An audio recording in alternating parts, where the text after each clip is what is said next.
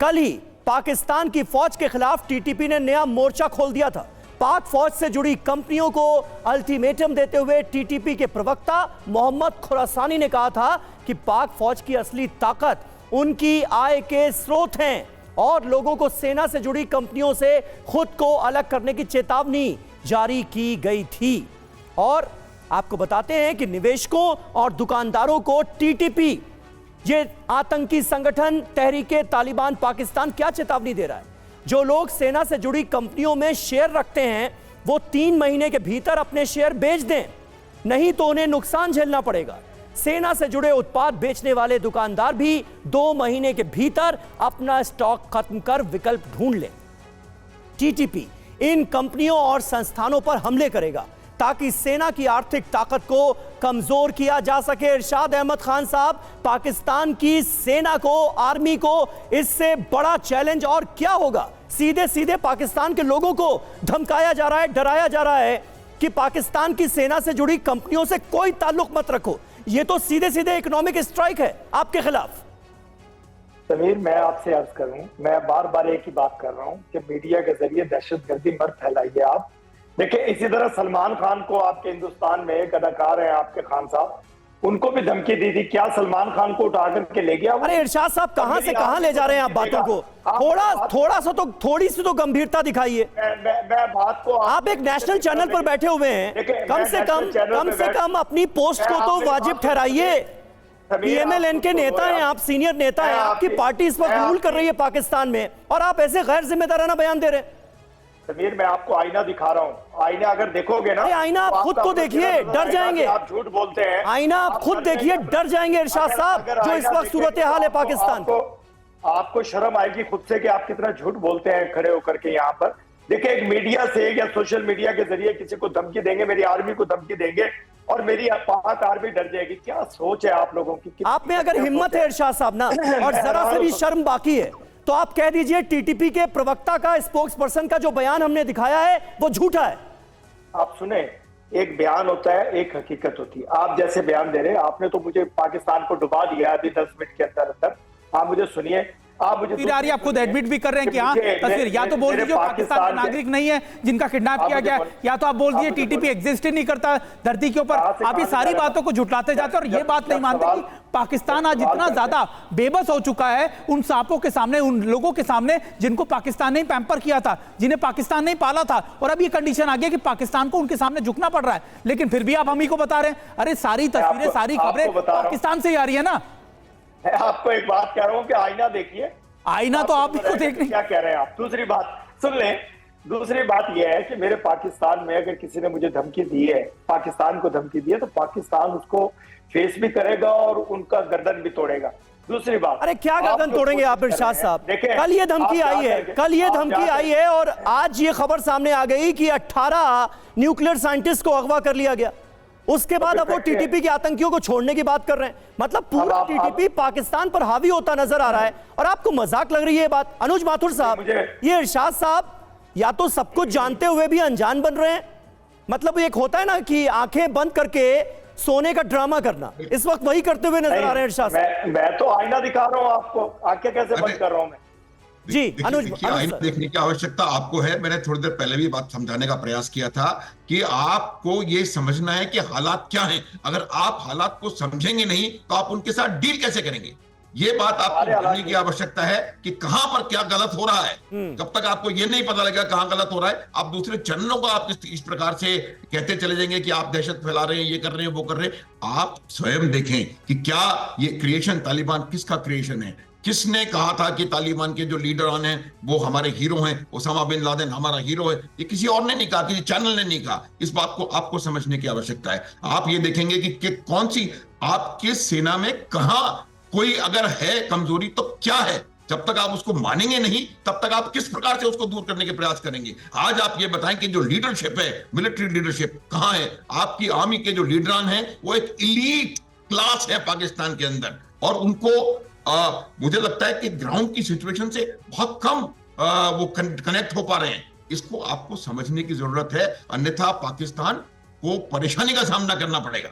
आपको प्रोफेशनलिज्म लाने की आवश्यकता है अपनी आर्म फोर्सेस में। और जो आर्म फोर्सेस सीमेंट का बिक्री करती हैं या और कोई इस प्रकार के सारे एक्टिविटीज करती हैं, डिप्लोमेसी में दखल रखती हैं, मिलिट्री जो है उनकी पॉलिटिक्स में दखल रखती है, वो आर्मी किस प्रकार से लड़ाई करेगी, ये मैं 40 साल का मेरा एक्सपीरियंस है फौज का, मैं जानता हूं कि क्या आवश्यकता होती है आर्म फोर्सेस। हमें 75 साल का एक्सपीरियंस है आपकी दहशतगर्दी के खिलाफ लड़ने का।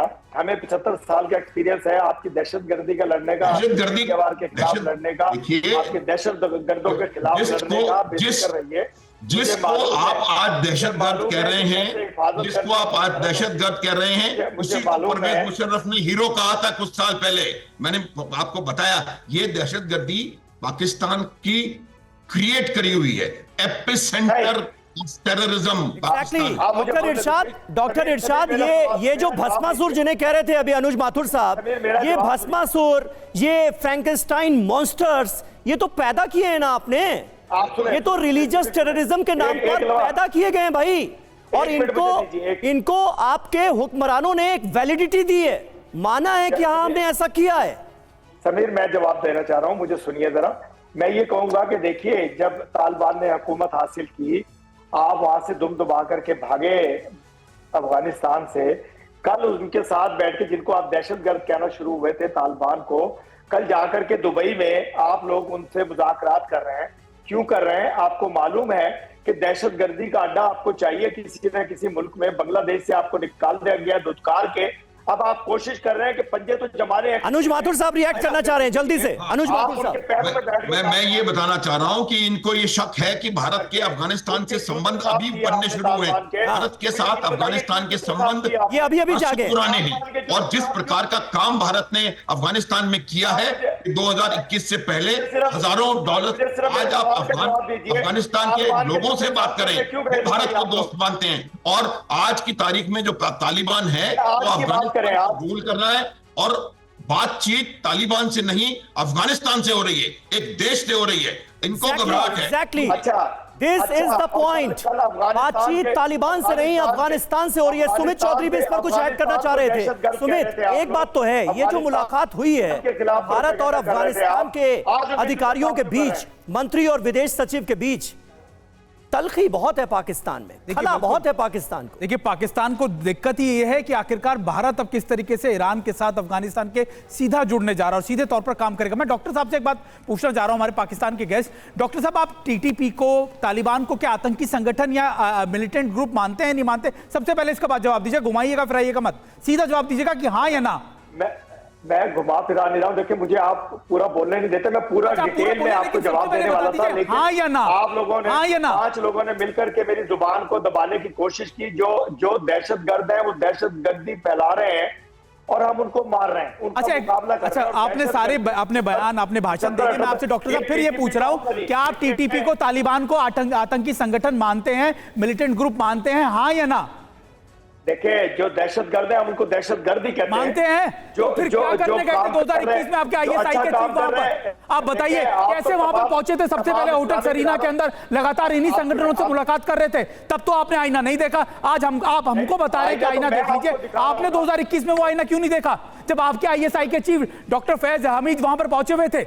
तब तो आपने आईना नहीं देखा, तब तो आपने लगातार खुश हो रहे थे, मिठाइयां बांटी जा रही थी, लगातार अफगानिस्तान की बर्बादी के ऊपर आप लोग खुश हो रहे थे कि हाँ हमें एक नया प्रॉक्सी देश मिल गया है जहां से हम अपने आतंक के एजेंडा को चला सकें। तब तो आपने आईना नहीं देखा। जवाब दीजिए इरशाद साहब, जवाब दीजिए जल्दी से। मैं आईना दिखाता हूं आपको, मैं जवाब दे रहा हूं ना। देखें, जब हमने तो अभी भी अफगान हुकूमत के खिलाफ, काबुल के खिलाफ हमारी कोई जंग, कोई लड़ाई नहीं, हम मुज़ाकरात हो रहे हैं हमारे उनसे। और अभी आप कह रहे थे कि हाँ उन्हें दहशतगर्द मानते हैं, फिर कह रहे हैं कि हमारे आईएसआई के चीफ लगातार वहां मौजूद थे, तस्वीरें सामने हैं दुनिया भर के सामने। आप ये नहीं बता रहे कि आखिरकार वहां क्या करने गए थे, क्या लगातार पाकिस्तान आर्मी वहां पे एंगेजमेंट कर रही थी, वो आप नहीं बताते। आज भी हम काबुल हुकूमत से मिल रहे हैं, आज भी हम काबुल हुकूमत से मिल रहे हैं, आज भी हमारे उनसे मुज़ाकरात हो रहे हैं, आज भी हम आपका वो एजेंडा खत्म करने की कोशिश कर रहे हैं जो कि बांग्लादेश में आप करते रहे। आप दिक्कत आपके साथ यह है कि आप घुमा फिरा के इधर उधर घूमते रहते हैं, लेकिन आप अपने घर को नहीं देखते। आईना आपको देखने की जरूरत है। आप देखिए कि क्या हो रहा है आपके इलाकों में, फाटा में क्या हो रहा है, खैबर पख्तूनवा में क्या हो रहा है, क्या लगातार आपके दूसरे इलाकों में हो रहा है, क्या कराची तक हो रहा है, ये आप नहीं देखना चाहते। आप दुनिया को ये दिखाते हैं कि देखिए हम तो खुद त्रस्त हैं, लेकिन सारी दुनिया जानती है कि त्रस्त इस पूरे करने के पीछे की मास्टरमाइंड आप ही हैं। आपने जो अफगानिस्तान में हाल किया उसके रिजल्ट अब आपको 3 साल में लगातार मिल रहे हैं, और ये पहला मौका नहीं है कि आपके लोगों को इस तरीके से किडनैप किया जाए। लगातार इन इलाकों से आपके लेबर्स को किडनैप किया जाता है, आप फिर भी अच्छा, आप सुने, आप हमको बता दें, आप खुद नहीं देखना चाहते। ठीक है इरशाद साहब आइएगा, इरशाद साहब फिर आइएगा। कुछ और अहम खबरें आपको बता दें, और बार बार ये जो भारत का आप नाम लेते हैं ना, आपके हुक्मरान ये मान चुके हैं पाकिस्तान में कि एंटी इंडिया चूरन यहाँ सबसे ज्यादा बिकता है, तो वो चूरन यहाँ बेचने की कोशिश मत कीजिए। वो चूरन आप यहाँ बेचने की कोशिश मत कीजिए।